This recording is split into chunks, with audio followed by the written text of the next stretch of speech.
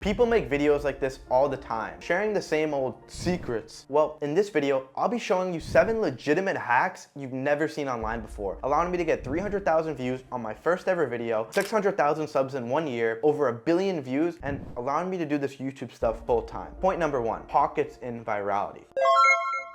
So I'll use entrepreneurial videos for example. When most guys are starting off their channels, they'll analyze someone like Iman Gadzi, copy his titles and thumbnails, and basically make watered down versions of what he's already making. I've always known that I wanted to make videos like this where I'm talking to the camera, giving you guys business advice. But rather than starting making these videos right when I started off my channel with 0 subscribers, I did this trick, pockets in virality. So what exactly is it? I knew that I wanted to go viral as quickly as possible. So what I did was I analyzed what's an extremely trending topic right now, Andrew Tate, and what has somebody not done? Mom reacts. Nobody did a mom reacts to Andrew Tate video. Idea sparked in my head, and within a week, I had the video filmed and on YouTube. Think about it. Would you be watching this video right now if you didn't already know who I was? Probably not, because there's a lot of other guys who try making videos just like this. So you find something that's viral, a pocket inside of it, and you place yourself there. Some other examples of me doing this were last June, where I made the Pride Island and Muslim tranny interviews. How are you?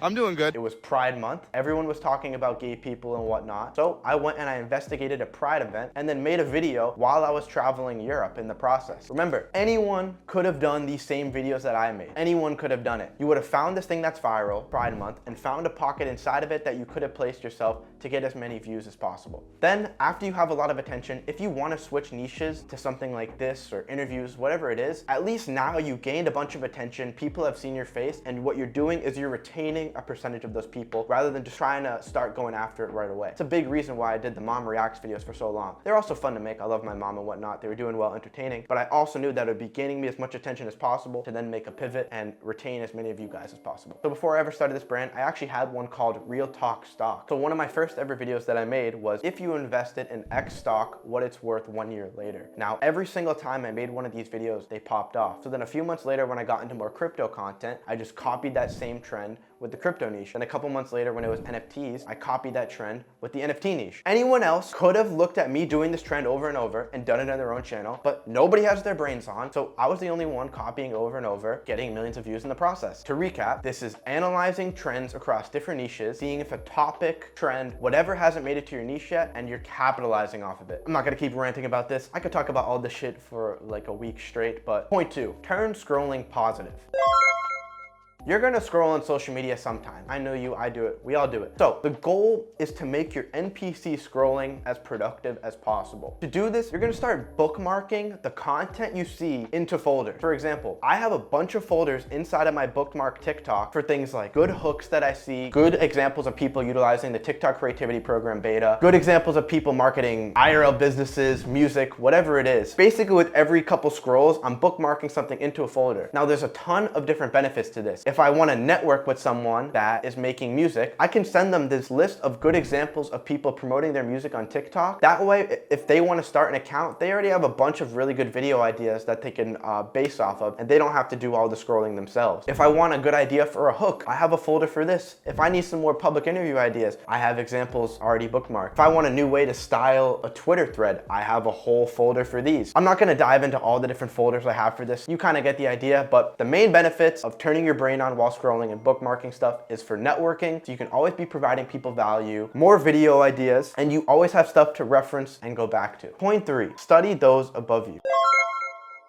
This is something that a lot of people get twisted, but we don't want to reinvent the wheel. We want to take what's working, give your spin, and do it better. Right now, I'm working on making a lot more highly edited videos, challenges, this kind of stuff. You can see it in my last 7-day dopamine detox video. I've been studying Ryan Trahan and Eric a lot lately. As I watch their videos, I take notes down in a document of the things that they do I haven't yet implemented. Some recent findings have been every time they switch scenes, the music either lowers volume or it cuts to different music, or they completely cut the music. music. I've noticed that Eric is always filming a ton of B-roll that he can always have in his videos. So I'm taking this stuff that they're doing well, like the music changes, storytelling, different camera angles, and I'm implementing it into my own videos in a creative way. Not reinventing the wheel, but taking what they do and doing it better in my own way. I'm actually building a full explanation on my findings of these guys and how to implement it into your own channel. So part 1 will be in the webinar I'm hosting. You can check the link in my description to see if there's any more available spots. It is free, but we're capped at 500 people. Another way that studying those above me has come into handy is actually back when I started my channel initially. If you look at my thumbnails at the time compared to the thumbnails Sneeko was posting when he was very trending, they're very similar. If you looked at the only other Mom Reacts channel, you would see that our titles are the exact same. And if you looked at vidIQ's video description, you would see that I copied his layout completely and just did it in my own way. So looking at what other people do well, doing it better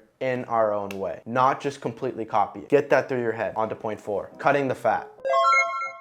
That last point, I was talking about external analysis, analyzing others. Now for this, we're gonna be doing some internal studying. Once a week or bi-weekly, you wanna do a full analytics breakdown of all your channels. In this breakdown, you're gonna look at the retention graphs on your videos, as well as your best and worst performing videos. With this, you're gonna do the trick that I call cutting the fat, where you look at what's doing well, take note, and keep doing it in the future, and then look at what's not doing well and cut or modify it going forward. For example, on my initial Mom Reacts videos, you'll see that we had a dramatic cinematic intro where we took the best moments and then condensed them down into 20 seconds and then got into the reaction. We decided to test different hooks to see if something would potentially do better. So we tried just getting right into the reaction video with just a quick 1-second pop-up on the screen. I'll pop it up right here for you guys to check it out. Then when we did our analytics breakdown, we noticed that the getting right into the reactions, not doing the cinematic one, actually had better retention. This is actually a double W because now it was less editing and less money out of my pocket to have to edit that intro, and we were getting better retention on our videos. Another example, when the Tate reactions were doing well, we ran with it. We reacted to everything. We went to the Tucker interview, reacted to Tristan Tate, Andrew Tate part 2, kept milking the shit out of it, and then started testing different things like moving out of the red pill and reacting to like woke TikToks and stuff like that. But none of that wouldn't have happened if I didn't do that internal analysis, saw what was doing well to keep doing, and saw what was doing bad and cut it. This trick is absolutely key, which leads us into point 5, consistency.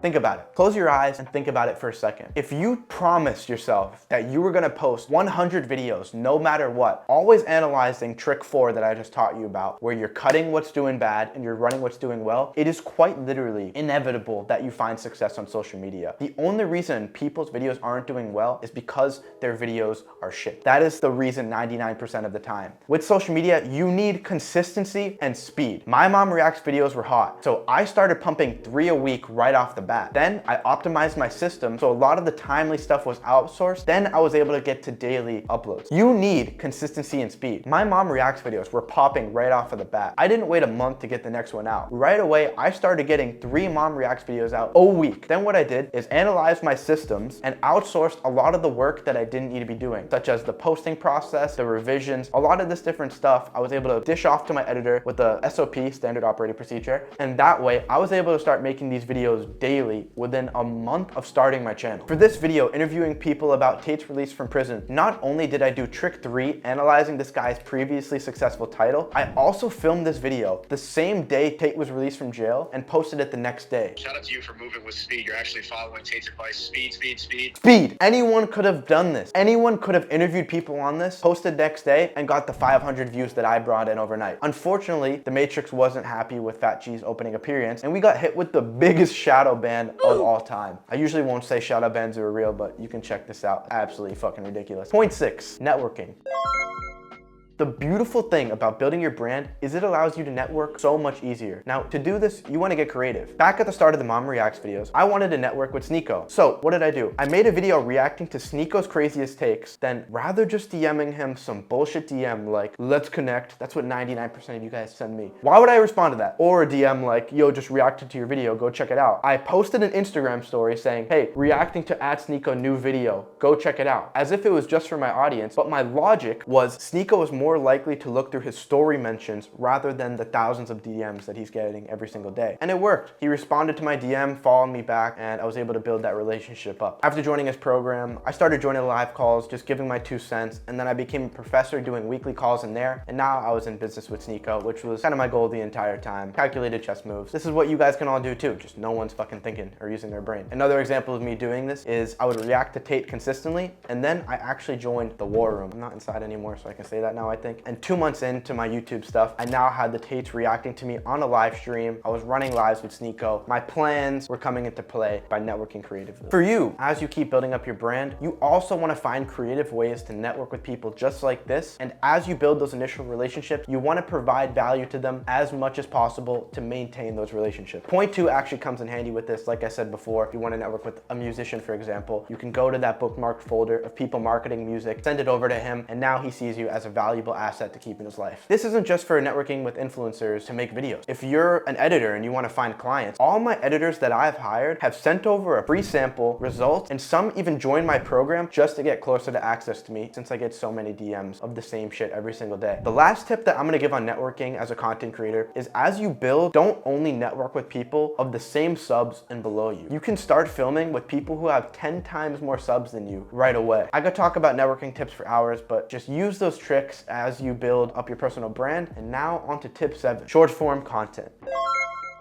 You need to master shorts. Everyone that has made it in the last 2 years has made it because of short form content. Andrew Tate, Sneeko, myself, literally anybody is blowing up the way they are because they're getting millions and millions of views on TikTok, Instagram Reels, and YouTube Shorts. So what you're gonna do is you're gonna consistently post 2 to 4 videos on your Shorts, TikTok, and IG Reels every single day. Every video you make, it's going up on all these platforms. On YouTube, for every short, you're gonna connect the long form version of that video to the short, just like I'm showing off right here. Now, as you're posting consistently, you're only one viral short away from getting thousands of subscribers and potentially driving hundreds of thousands of views to that long form video. Everything in life is a funnel. So the main purpose of your short form content is to get as many eyes on you as possible. That way, when people see your video on their recommended, they already recognize you and they're more likely to click on it, just like the reason you're likely here watching this video right now, or they go and they click on the long form version of that video